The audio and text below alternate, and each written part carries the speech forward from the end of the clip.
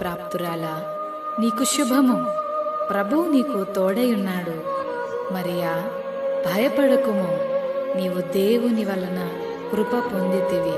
ఇదిగో, నీవు గర్భము ధరించి కుమారుని కని ఆయనకు యేసు అను పేరు పెట్టుదువు. ఆయన గొప్పవాడై సర్వోన్నతుని కుమారుడనబడును. నేను పురుషుని ఎరుగని దాననే, ఇది ఎలాగు జరుగును? పరిశుద్ధాత్మ నీ మీదికి వచ్చును, సర్వోన్నతుని శక్తి నిన్ను కమ్ముకొనును గనుక పుట్టబోవు శిశువు పరిశుద్ధుడై దేవుని కుమారుడనబడును. ప్రభు దాసురాలను, నీ మాట చెప్పున నాకు జరుగునుగాక.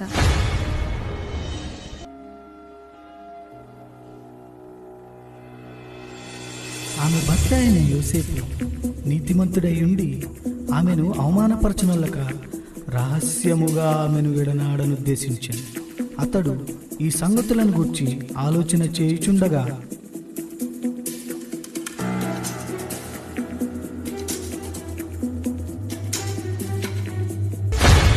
దావీదు కుమారుడైన యోసేపు, నీ భార్య అయిన మరియను చేర్చుకొనుటకు భయపడకుము. ఆమె గర్భము ధరించినది పరిశుద్ధాత్మ వలన కలిగినది. ఆమె ఒక కుమారుని కనును. తన ప్రజలను వారి పాపముల నుండి ఆయనే రక్షించును గనుక ఆయనకు యేసు అను పేరు పెట్టుదువు. యోసేపు నిద్ర మేలుకొని ప్రభువు దూత తనకు ఆజ్ఞాపించిన ప్రకారం చేసి తన భార్యను చేర్చుకొనెను.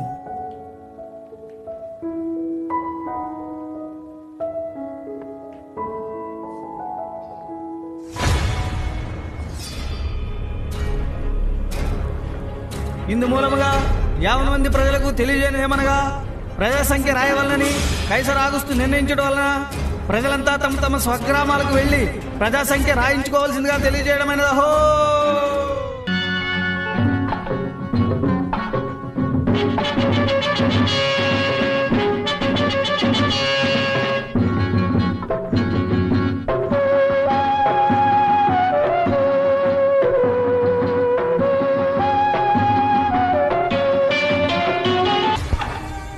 అమ్మా, నా భార్య నిండు చూడదు. మీ ఇంట్లో కొంచెం స్థలం ఇస్తారా? క్షమించండి అయ్యా, మేమే చాలా మంది ఉన్నాం. మా ఇంట్లో మీకు స్థలం లేదు.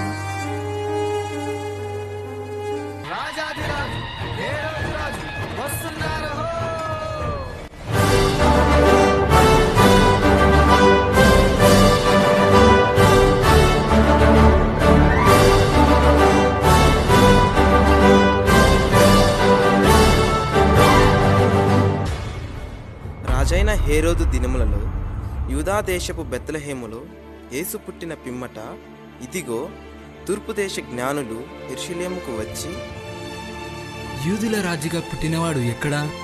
తూర్పు దిక్కున మేము ఆయన నక్షత్రమును చూచి ఆయనను పూజింపవచ్చితిమి. చిత్తం మహాప్రభు. క్రీస్తు ఎక్కడ పుట్టును?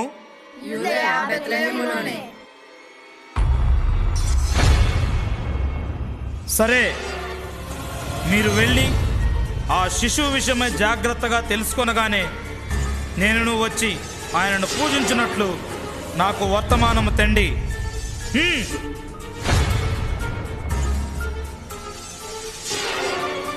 నేను ఓటము ఎరుగని హేరోదు రాజును మరి ఒక రాజును పూజించడమా? అసంభవం.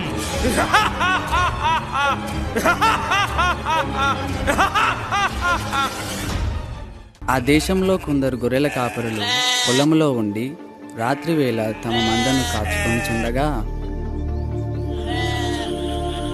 ఈరేషా, ఈ చలి చంపేస్తుందిరా, ఈ చలికి గొర్రెలెట్ చేత ఏట్రా మళ్ళీ ఈరేషా. ఏం చెప్పనరా మల్లేసా, ఈ చలికి మనల్ని కాసుకోవడమే పెద్ద బాధగా ఉంటే గొర్రెలు కూడా గాయాలేంట్రా? భయపడకుడి, ఇదిగో, ప్రజలందరికీ కలుగబో మహా సంతోషకరమైన సువర్తమానము నేను మీకు తెలియజేయుచున్నాను. దావీదు పట్టణమందు నేడు రక్షకుడు మీ కొరకు పుట్టియున్నాడు. ఈయన ప్రభువైన క్రీస్తు. దానికిదే మీ కానవాలు. ఒక శిశువు పొత్తి గుడ్డలతో చుట్టబడి ఒక తొట్టిలో పండుకొని ఉండుట మీరు చూచెదరు. ఓరోరి ఎల్లయ్య, మన కోసమే బెత్లెహేంలో యేసయ్య పుట్టాడంట. అవునరా మల్లన్న, బెత్లెహేంలో మన కోసం యేసయ్య పుట్టాడంట్రా. రండ్రా రండి, ఎలా రండ్రా. నడండి, త్వరగా వెళ్ళి యేసయ్యని చూద్దాం, పదండి. పదండ్రా పదండ్రా బాబు, పదండ్రా.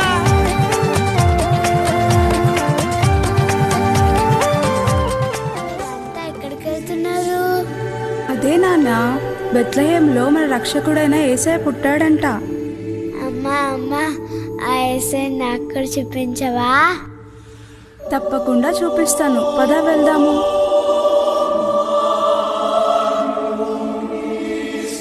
అబ్బా, యేసయ్య ఎంత ముద్దుగున్నాడో.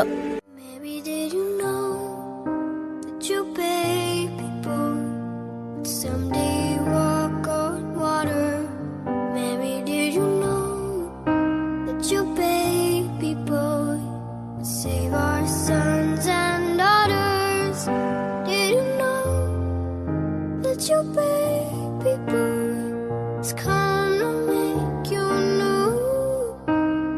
This child that you deliver will soon deliver you.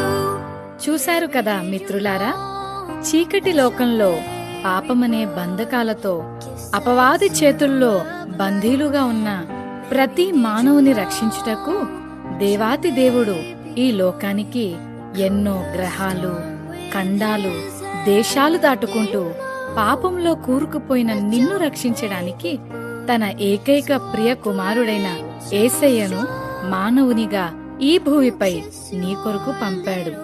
నిజ క్రిస్మస్ ఆనందం విందు వినోదాల్లో లేదు కాని నీ హృదయంలో క్రీస్తు ఉండటమే నిజమైన క్రిస్మస్. ఈ నిజ క్రిస్మస్ ఆనందం నీవు కూడా పొందుకోవాలనే ఈ మా చిన్ని ప్రయత్నం.